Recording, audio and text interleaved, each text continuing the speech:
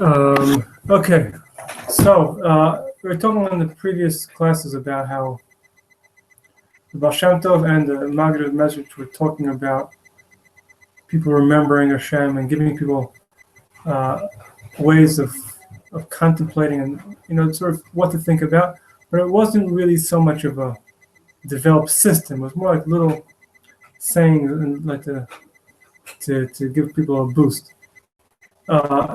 The Shnuer Zalman of Liadi, one of the students of the Maggid, he sort of took it a project onto himself. Said, let me write a book which is sort of orderly and people can actually learn. And that was his chiddush. Now, there's lots of terminologies which are sort of coined about Tanya of ways of contemplating, things to think about. And you tell us, Hasidim, okay, study these things before you daven, so your mind should be a little expanded. He gave, for example, he said, think about the fact that Hashem is surrounding the entire world. Right? You look outside, you see a world, and it's so huge, and Hashem's surrounding all of that. And Hashem is in everything.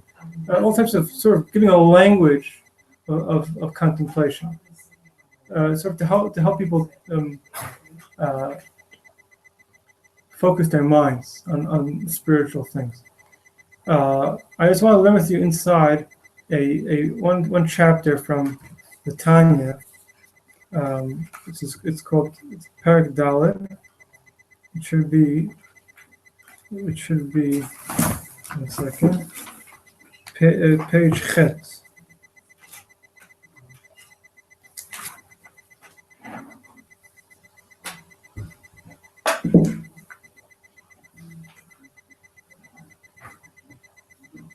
In this piece, he's explaining something very important.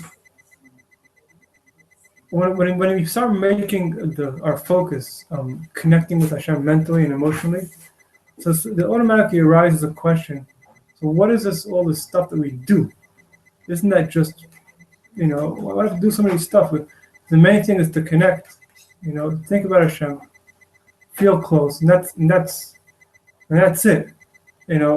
Doesn't that make all the mitzvot that we do, all the physical mitzvot that we do, sort of a little bit less relevant? That's like a sort of a question which arises when people get into spiritual, so to speak, type of a mindset. So this chapter over here is dealing with that question. You have it? Okay. He said like this: "V'od yesh l'chol nefesh Elohit shlosha levushim shehem machshava, dibur, u'maaseh." Okay, so this is the middle of the book. The chapters before, he was saying that there are souls. There's a godly soul, the animal soul, but there's a soul, and now the soul, so to speak, has levushim, has garments, which is thoughts, speech, and action. Meaning the way of looking at this is like, it's not just we think and we talk and we do things. It's like there's a little thing called a soul, and then every time I think something, it's like the soul is putting on a jacket by this thought. And then it wants to think another thought, so it takes off that jacket and puts on a different one. I say, meaning it's sort of this imagery of the relationship between our essence and all the things that we think and do. What he says later on is that on one hand, it seems all these things are external to us, therefore not as important. Meaning, obviously, the most important thing is who I am, and the cloak that I put on is less important, right? Because it's just external. That's what it seems to be. But then he's going to explain why that's not the case. He continues, Machshava, dibur, maaseh shel tarag mitzvot haTorah, kadam makayim b'maaseh kol mitzvot ma'asiyot, ובדיבור עוסק בפירוש כל תרי"ג מצוות הלכותיהם, במחשבה הוא משיג כל מה שאפשר להשיג בפרדס התורה. I'm reading a little quickly. הרי כלו תרי"ג איברי נפשו מלובשים בתרי"ג מצוות התורה. Okay, I said it. Yeah, I said it like this. Now, he's focusing now not on stam thoughts and actions. He's talking about mitzvahs. and Torah. So he says, my soul, when it does physical mitzvahs, it's enclosed in a certain way. A certain part of my soul is enclosed. And when I speak Torah or say other holy words, so that part of the soul is enclosed. When I have high thoughts, that's a different part of myself is covered with that.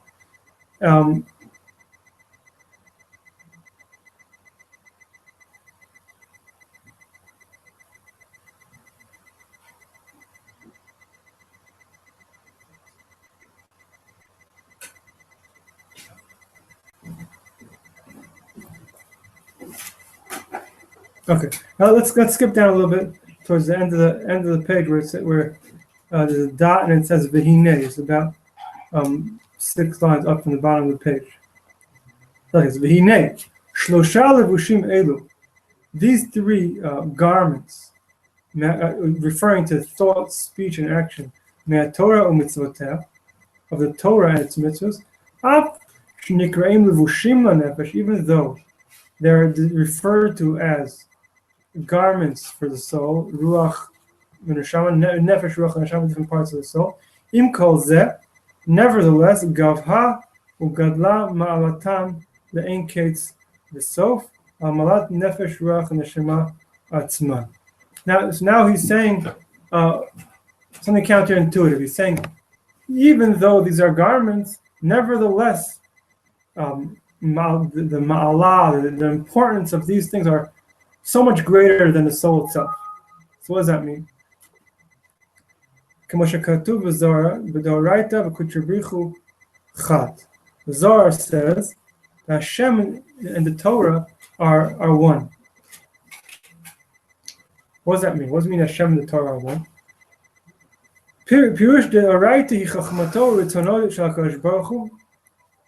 The Torah is Hashem's wisdom and Hashem's will. HaKadosh Baruch Hu b'chodo v'atzmo kulo chad ki hu yodea v'hamada v'chule k'mo shekatavti le'el b'shem HaRambam. Okay, this is quoting the name of the Rambam is an interesting thing because the Rambam's thinking was very philosophical, and he actually liked quoting the Greek philosophers and Baal Tanya's Chassidus seems to be a little bit different. Nevertheless, the Baal Tanya took certain aspects of the Rambam and incorporated in his sefer. The Rambam says that for regular human beings, so there's a distinction between who I am and what I think. Different things. I am who I am, and I think what I think. But he says Hashem is different than us. Hashem is all one. And it's a little hard to understand what this means, but with regard to Hashem, his thoughts are him. It's not. You can't make a distinction. Okay, I don't want to get into this because it's a little hard to know what it means at all. But what the Baal Tanya is saying is that if we're looking at the Torah as Hashem's thoughts and Hashem's will, if we see it in that way, so that means that even if I'm learning about, just about, the mitzvah of tzedakah, so that's not the most, spiritual, life-changing thought. Say I should give a penny to this poor person. I think about that. Okay. Nevertheless, the root of that thought is the will of Hashem.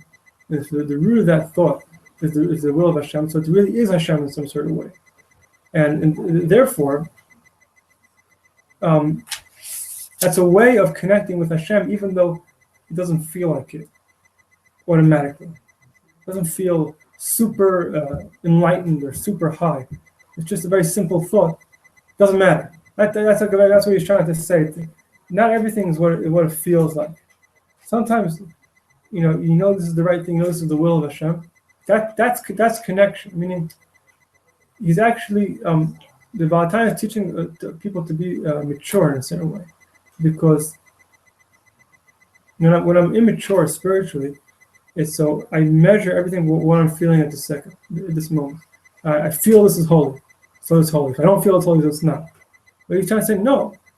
Sometimes the spiritual maturity means that I'm willing to concede that not everything's reality is based on how I'm feeling about this moment, and not always will I be sort of privy to what the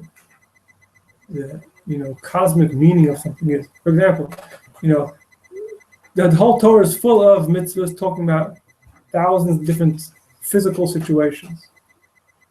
So that means that Hashem's will sort of gives a metaphor of water. Hashem's will is like water. Water just flows down, keeps on flowing down, trying to find lower places. The Torah is like that also. It's not only about climbing up on a mountain. It's also just finding water in a hole.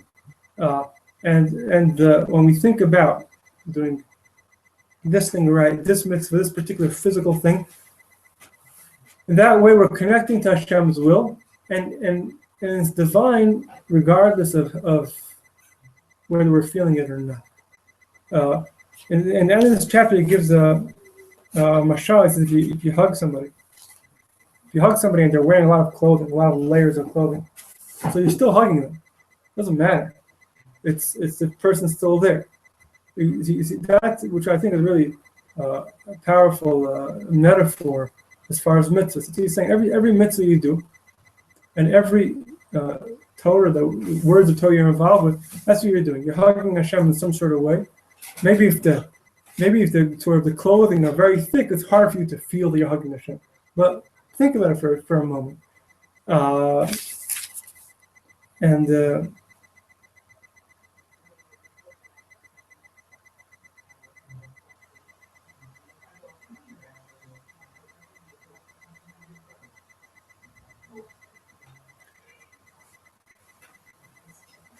Now, he says it's both about physical things that we do, mitzvahs that we do, and about learning Torah. Okay? It's not the good thing is learning Torah. I want to point out that it's not as narrow as it seems, because most people learning Torah means opening up a sefer and reading some words from there. That's true also, but if you really think about it, why when I open a sefer that was written today, a guy wrote a sefer about Hilchos Shabbos. He writes it and he pre-publishes it, and I buy it in the store and I'm reading that book. So that Torah that's the will of Hashem. Why do I think that's the will of Hashem? Because I know my friend across the street wrote it, but still, he wrote it based on what he received, and that's based on what we receive before, and the core of that is the will of Hashem. And therefore, the will of Hashem, like this metaphor of water flowing down, the will of Hashem flows down into this whole sefer, and I'm connecting to that, right? So the assumption is that thinking and talking about the will of Hashem is not something which ahead of time is circumscribed as saying this is what it is. No, it's whatever you're going to take, whatever little piece of Torah you're going to take and decide to think about that. That becomes Torah. You know what I'm saying? It's very important to understand that doesn't stop. It doesn't say, these couple of sentences are Torah because that's what I read, and after that is just my own little thinking. No, it's all becomes part of it. Just for example, there was a great Talmud Chacham Chazon Ish. It was a great posek, and he was studying a topic having to do with Rosh Chodesh, calculations. Rosh Chodesh is lots of mathematical calculations about the moon's cycle is 28 and a half days plus some fractions.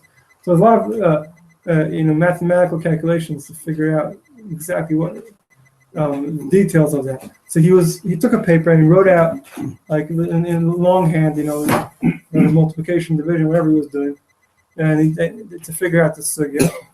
And then when he finished it, he folded up the paper and put the paper in the geniza, in the shameless, meaning it's just numbers. It's not a single word of Torah on there. But what he's saying is, if this mathematics is being used to understand Torah, that turns into Torah, right? So I think many people don't realize how broad that can be. Torah interacts with so many different fields of life that practically anything can be turned into Torah. Question is, are you starting off the conversation with some sort of received wisdom, some sort of something to start, guidance, to start off the conversation with, and whatever you're going into, that all turns into Torah, and then you're doing what the Baal Tanya is talking about, of hugging Hashem in that way.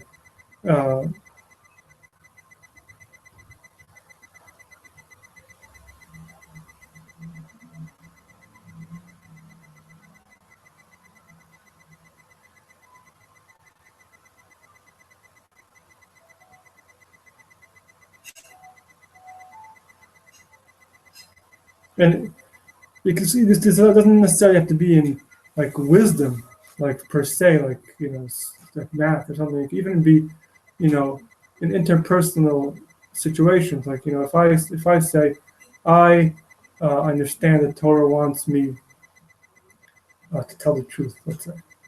So and I say, I have a personal situation which is very difficult to tell the truth in that situation, and I say, okay, let me try to figure it out. Let me try to figure out what the right thing to do. Okay, so I started off with the Torah, with the mitzvah. The mitzvah was telling the truth. And now I'm going into my own little life story and saying, how does that apply in this situation? So that whole thing, and I say, maybe I'll go talk about it with somebody. So I call some of my friend up on the phone and say, what do you think about that?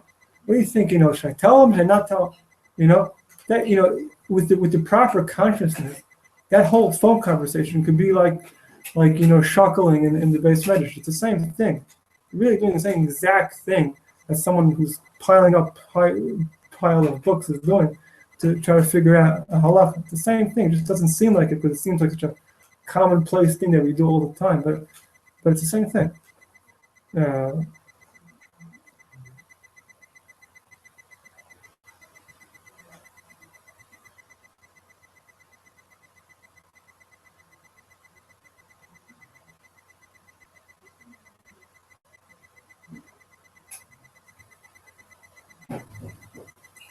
In any case, there's a lot to be talked about. What this chapter is talking about. Sorry.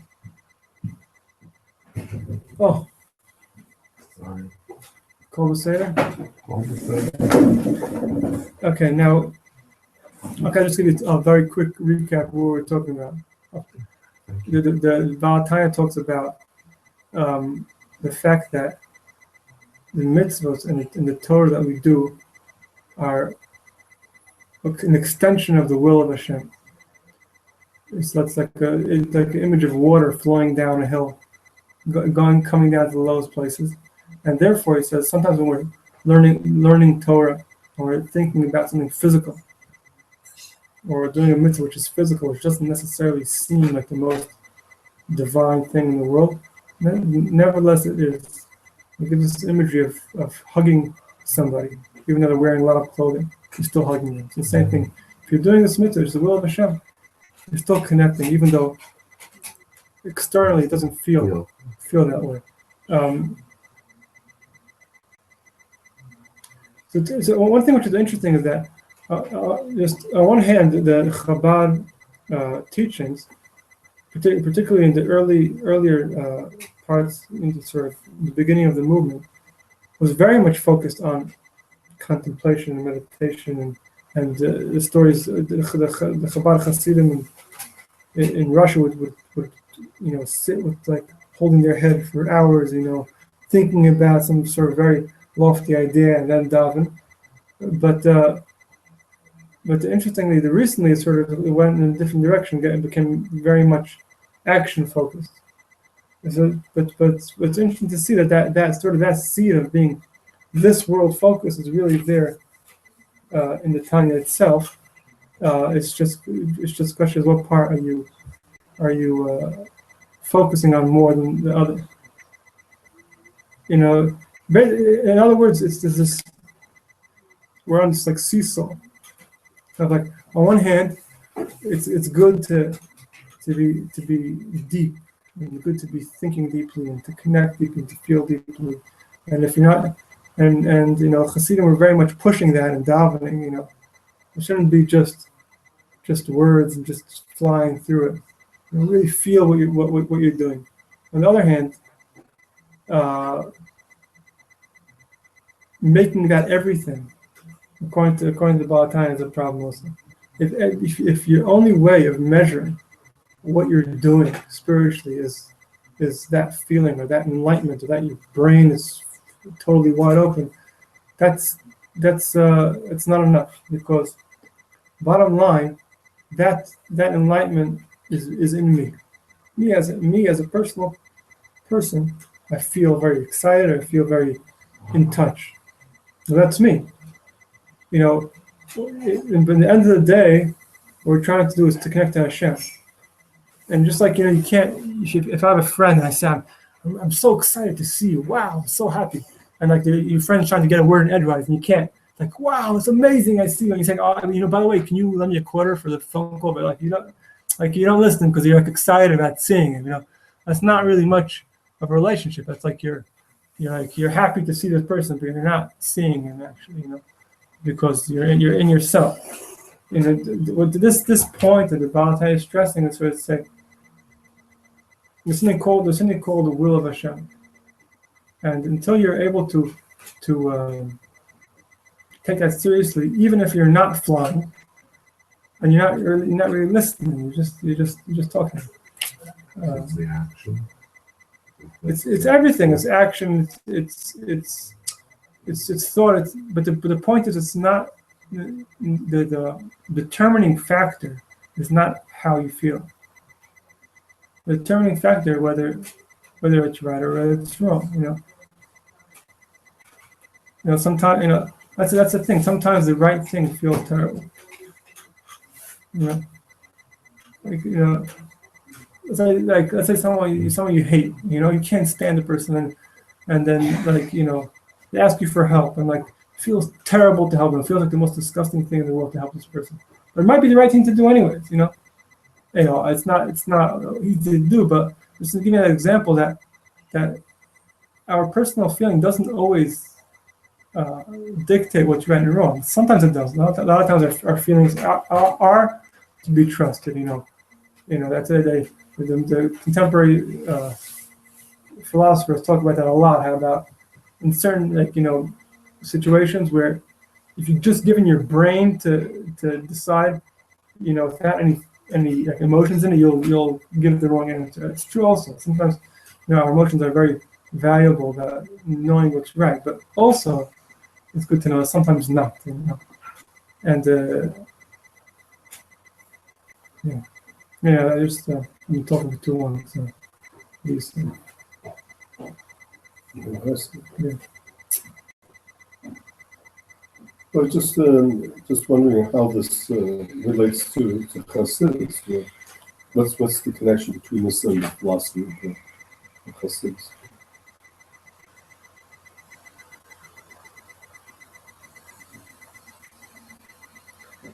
Well, it's a good question, but in one way of saying it is that a big thing in Hasidus is that the things that we're doing should have meaning, not just to do things because we're used to doing it. And one of the things he's explaining over here is all those mitzvot that you do and all the Torah that you learn. What's the meaning of it? What how do I frame it to myself? Yeah.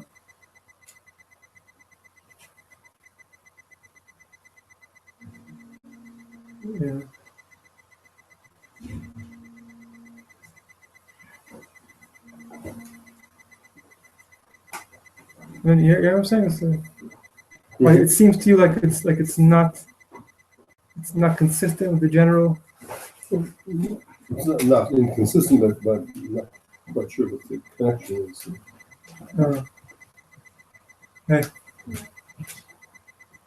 Well, it's right at the beginning of the Tanya, so clearly he's making it an important thing, you know.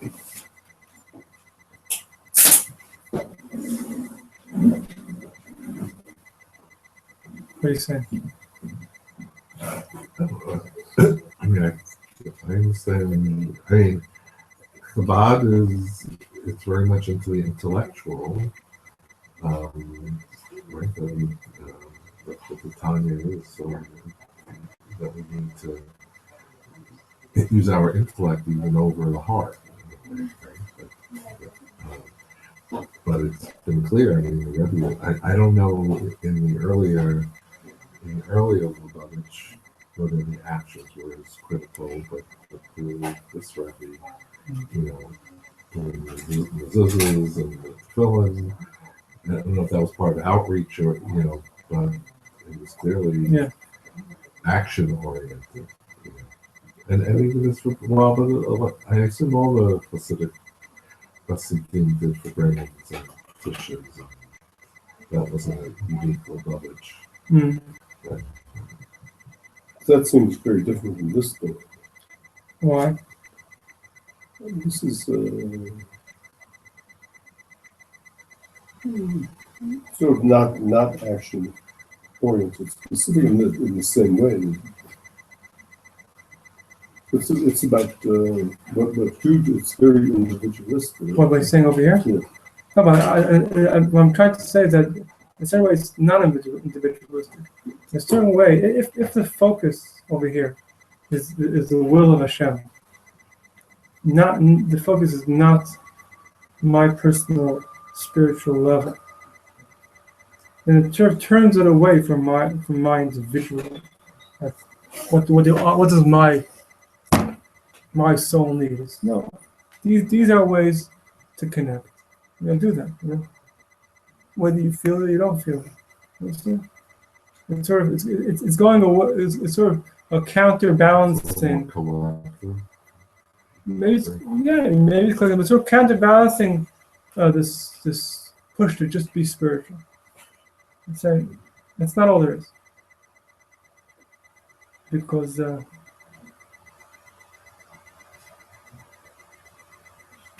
this can also be taken to an extreme. If all I focus on is doing the right thing all day long, I'm making sure I'm doing the right thing. I take that to an extreme, so I forget about how I feel, and like maybe I'm not even happy about it. Maybe I'm angry about it.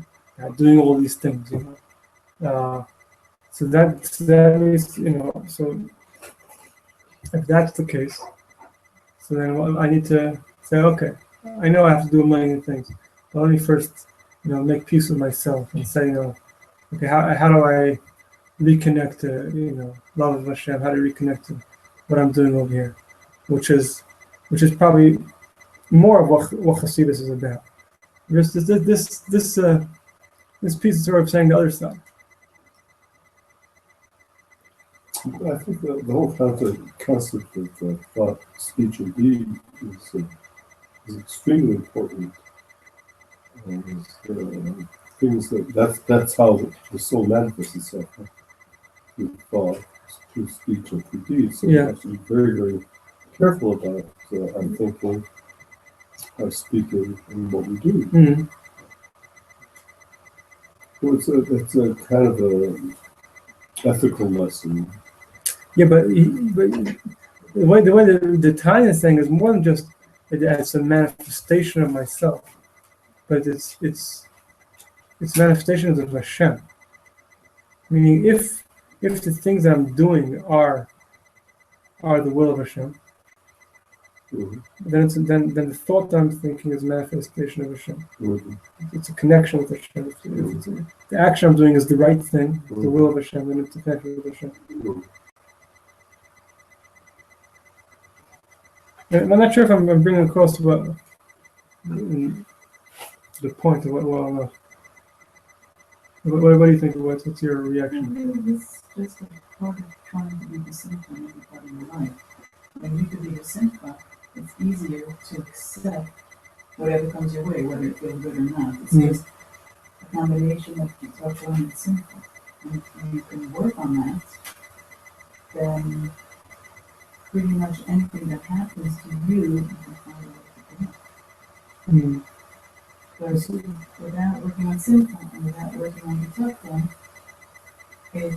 it's hard, I think, to accept. Right. So you're making a important point, meaning sort of the Without Yitzhak, you can't do it. yeah, it's right. I mean, what's being described here is sort of a heavy load if you don't have like exactly, that's sort of a foundation of healthy foundation.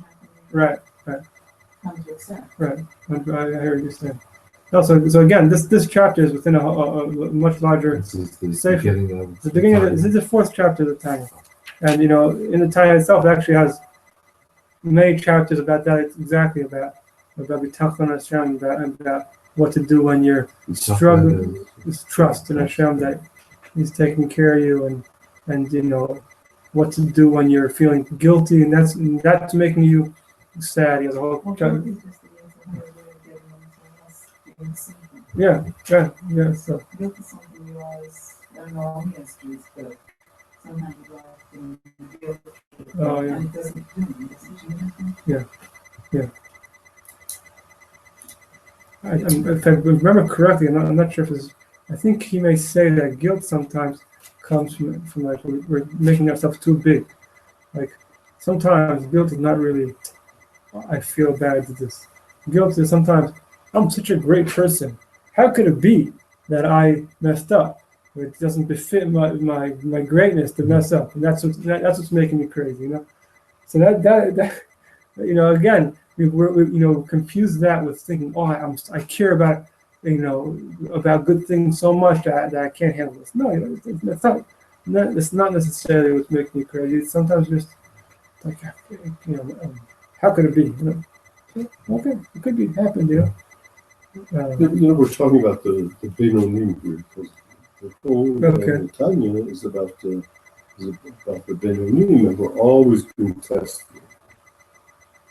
We're not tzaddikim, and almost every action, so many actions during the day are a test, and we're presented, the Yetzer Hara, that's the Yetzer Hara is telling us do this, and the Beinonim has to fight this all the time. But that's the whole struggle of the Beinonim. So why you bring that up? I think that's one of the crucial points of the whole book of the Tanya. So how's that tie into what he said here? I don't think that you were kind of giving enough sense of the struggle of all this, that we're drawn to. Yeah, you're saying it's important. It's important to bring out this is he's not claiming this is simple. Right. That's a good point. Meaning, it's not this book is not saying here's a very simple guide for you to be a righteous person. It's more saying, okay, these are things you're going to struggle with. Right.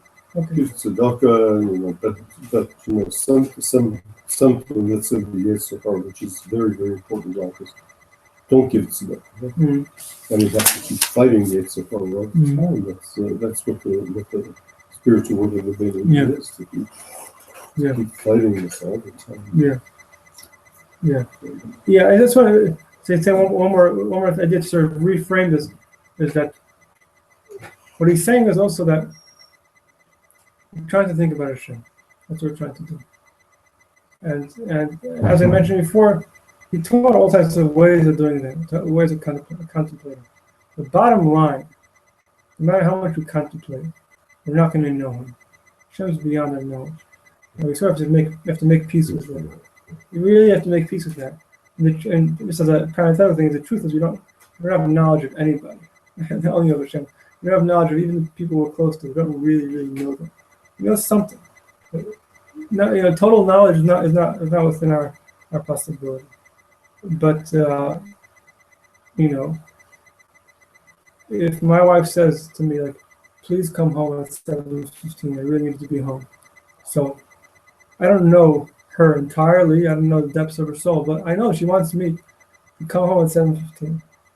So that's what the Tanya is saying. And sometimes when things become specific, then we connect much more. You know, so it's like when Hashem says specifically, "Please keep Shabbos."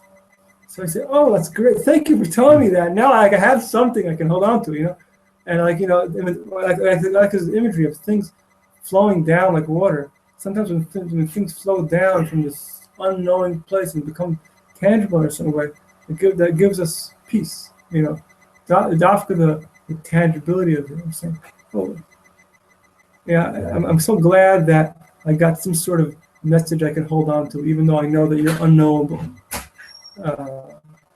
Otherwise we, you know, if we're just climbing up to try to know the unknowable, you know, at one point we'll say, enough, I can't do this anymore. You know, it's just too much. You know, Hashem is infinite. What am I doing trying to find Him? But when I have things to do, things to think about, things to talk about, it brings a lot of peace.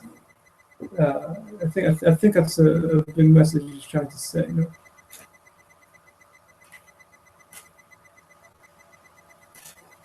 Yeah. So you're not. I only know the first 6 lines. The Chinese. So Okay, so now you know more. now I know more than the first 6 lines. All right. Okay. It has to. The first 6 lines have to do with understanding our nature, that we have a divine soul, Mm-hmm. and we have it could be called the animal soul, let's say. And that's the great struggle that we're going through all the time, the great struggle between the animal soul and the divine soul. Every situation that comes our way, I think the animal soul, instinctually, is drawn to that. And the divine soul has to consciously, on our part, enter into that and deal with the physical appetites and physical attractions that we have. I'm not sure what you're getting at. Just that. That well. You have a divine soul and animal soul. And the goal is for the divine soul to control the animal soul, whereas for most of us, the animal soul is stronger than the divine soul. So it's like the Rebbes would be able to do it for bringing for like 6 hours, and then show him it's like, and then for 5 hours he'd be standing there handing out literally thousands of either dollar bills or like he was giving out Tanyas, which is a physical thing. But he was able to do that because his divine soul was more, the animal soul wasn't saying, you're tired, I need to go to sleep. He was able to control the physical part. So some Hasidim used to say that, it's good for people to be friends with each other. Why? Because people should be friends. Why? Because I have a Yetzer Hara, and you have a Yetzer Hara, but our Yetzer Haras don't gang up with each other because we each want our own thing. Our Yetzer Tov can gang up with each other and beat each other's Yetzer Hara. When two people are together, there's one Yetzer Behemoth and there are two Yetzer Tovs. That's the same. So they win. Yeah. But that's really good. All right. But also, I don't think he's saying you can control the animals